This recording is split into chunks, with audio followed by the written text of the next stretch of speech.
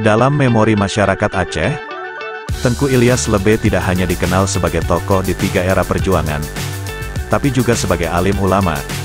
Beliau merupakan salah seorang cendekiawan terbaik yang pernah dimiliki Aceh.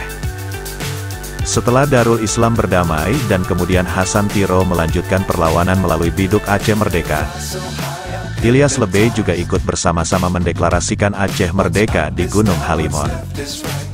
Ilyas Lebe naik gunung saat melanjutkan perjuangannya dalam organisasi Aceh Merdeka, AM, bersama Hasan Tiro.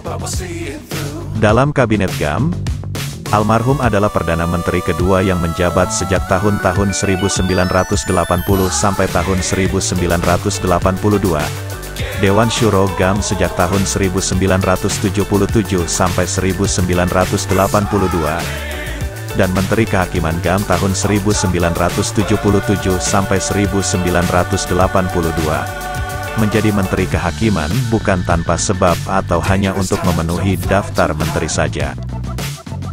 Ia adalah lulusan Sekolah Kehakiman di Kutaraja dan lulusan Fakultas Hukum di Universitas Indonesia, Jakarta. Almarhum lahir di Kenawat, Aceh Tengah pada tanggal 20 Januari tahun 1920.